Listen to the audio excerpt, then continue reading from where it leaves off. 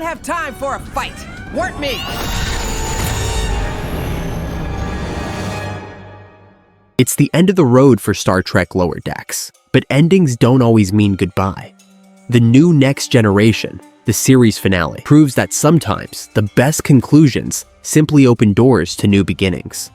The surprise ending caught many fans off guard, delivering an unexpected yet satisfying close to the animated series. And speaking of surprises, this brings us to the fascinating Star Trek Lower Decks Season 5 finale and series ending explained. A universe on the brink, the series finale of Star Trek Lower Decks delivered a race against time, dishonorable Klingons, and a threat that could unravel the Prime universe. True to Star Trek's spirit, it masterfully blended action, comedy, and high-concept sci-fi into a thrilling conclusion. By the end, the series shook up the status quo, not just for the USS Cerritos, but for the entire multiverse. It's an ending brimming with possibilities for future adventures, even if none are strictly necessary. Throughout Season 5, the Cerritos crew faced the daunting task of sealing mysterious dimensional rifts scattered across the galaxy. These anomalies often brought bizarre visitors from alternate realities, like a chaotic mirror version, Cerritos, or the quirky purple Data. When it became clear these rifts weren't random, Section 31 deployed William Boimler, Brad's transporter clone, to track the mastermind behind them. The finale raised the stakes as an unhinged Harry Kim variant threatened to annihilate all reality by recklessly opening one of the rifts. William's warning reached Brad just in time to prepare the Cerritos for the incoming dimensional chaos. Meanwhile, two Klingons from the lower decks found themselves under attack by a dishonorable enemy and brought the fight aboard the Cerritos. Why a Klingon battle of honor broke out when the universe was threatened? Ma and Malor's long history of deadly Klingon politics came to a head during Star Trek Lower Decks' universe-threatening finale. First introduced in Season 2's Weje Duj, Ma was a Klingon Lower Decks officer who earned command of his fleet by killing his unfit superior. That same episode introduced a Vulcan vessel and T'Lyn, though Ma never interacted with them or the Cerritos. Once he seized control, his fleet warped away, and Ma vanished from the series until Season 4's penultimate episode. During the inner fight, Maja crossed paths with Beckett Mariner when both were stranded on a desolate planet by Nick Locarno.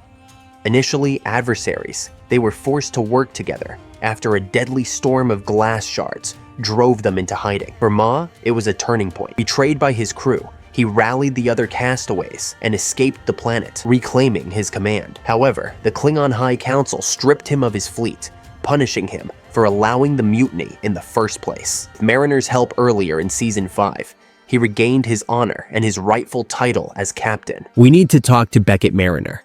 She's my Chadich's Chadich. We are requesting asylum, Malor declared upon contacting the Cerritos. But Klingon honor is never simple. Maya and his brother were hunted by a fleet tied to an old family vendetta. The pursuing Klingon captain was the sister of two warriors Maya had killed to survive. Using the chaos caused by the dimensional rift as an excuse, she sought revenge under the guise of Klingon justice. As the rift threatened to destroy reality, the Cerritos crew stepped in to help Ma and Malor. With Mariner's assistance, the brothers defeated their dishonorable foe and prevented the multiverse from collapsing. By the end, Maya's honor was restored, and he was reinstated as the commander of a Klingon warfleet. Rutherford's choice to remove his implants closed a chapter and saved the universe. Lieutenant Sam Rutherford's decision to remove his implants during Star Trek Lower Decks' finale wasn't just a clever engineering solution, it marked the culmination of his long-running arc. The USS Cerritos faced a daunting challenge in closing the dimensional rift, and while Rutherford had largely been in the background throughout Season 5, his frustration with the Cerritos' outdated systems and his own advanced implants came to the forefront in the new Next Generation. Ultimately, his choice to let go of his implants not only saved the day, but also brought closure to his personal journey. There is no better ship. My problems weren't with the Cerritos. They are with my implant, Rutherford told the crew, realizing the real source of his struggles. From the beginning, Rutherford's implants have been both a gift and a burden. They cost him his memory, were forced upon him by a corrupt Starfleet officer, and became a crutch for avoiding his emotions. While they made him a highly efficient engineer, they also acted as a barrier between who he was and who he could be. By choosing to remove them permanently, Rutherford reclaimed his identity and became whole for the first time in the series. Remarkably, the sensitive and kind-hearted person he became after getting the implants didn't disappear. He emerged stronger, more self-aware, and yes, handsome, as his crewmates pointed out. Even without his cybernetics, Rutherford isn't going anywhere. He recommitted himself to the Cerritos, a ship he fell in love with all over again. And while the finale subtly teased his deepening feelings for Tendi, it stopped short of resolving their relationship, leaving fans to imagine where their story could go next. Star Trek Lower Decks' 2 new captains bring big changes. Season 5 of Star Trek Lower Decks closed with massive shifts for the USS Cerritos and its crew, introducing not just 1, but 2 new captains into the Star Trek universe. With Captain Carol Freeman reassigned to oversee Starbase 80's Multiversal Gateway project, her first officer, Commander Jack Ransom, steps up to fill the captain's chair of the Cerritos. Once viewed as little more than a vain and overly confident officer, Ransom's promotion highlights how far he has come, proving himself as a capable leader ready to inspire his crew. Ransom's rise also brings a fun meta layer to the Star Trek franchise. Jerry O'Connell's character becomes a captain before his real-life wife, Rebecca Romian, whose Lieutenant Commander Una Chin Riley, Strange New Worlds, is still waiting for her moment in the center seat. Meanwhile, on the Klingon side, Ma'a, the former lower decker introduced in Season 2, takes command of an armada after the dishonorable actions of his predecessor, Captain Regla. Ma'a's journey is one of redemption and perseverance. Once a political outcast forced to work as a farmer on Kronos, his rise to power cements him as a significant ally to Starfleet and the Cerritos crew, strengthening bonds between the Federation and the Klingon Empire. These leadership changes also create a ripple effect among the Cerritos crew. Captain Ransom wastes no time shaking things up by appointing Lieutenants Beckett Mariner and Bradward Boimler as provisional co-first officers.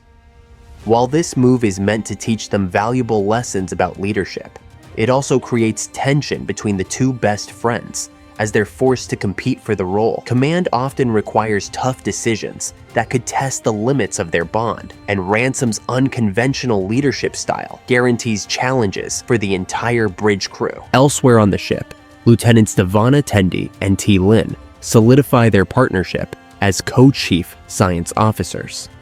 After competing with each other earlier in the season, the duo has finally found balance, combining Tendi's boundless enthusiasm with Talin's Vulcan precision to become an unstoppable force in Starfleet's science division. At the same time, Lieutenant Sam Rutherford experiences personal growth by removing his implant for good. This decision not only helps him rediscover his love for the Cerritos, but also allows him to confront emotions he had long suppressed, particularly his romantic feelings for Tendi.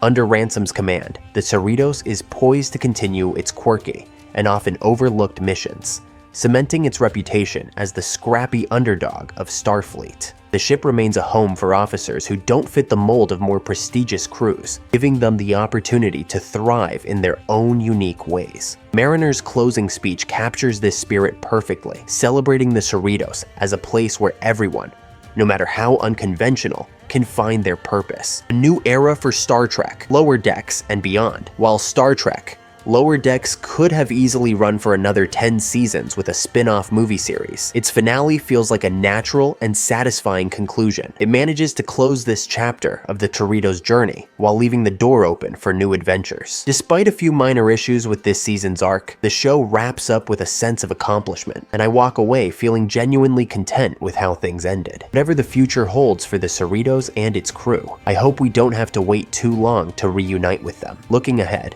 the Star Trek franchise has plenty to offer fans. January will bring the Section 31 movie, and next year also promises the 3rd season of Strange New Worlds. Starfleet Academy is also on the horizon, introducing fresh perspectives and expanding the Star Trek universe further. As for the Cerritos crew, the next likely appearance might come in the untitled live-action series from Justin Simien and Tawny Newsome.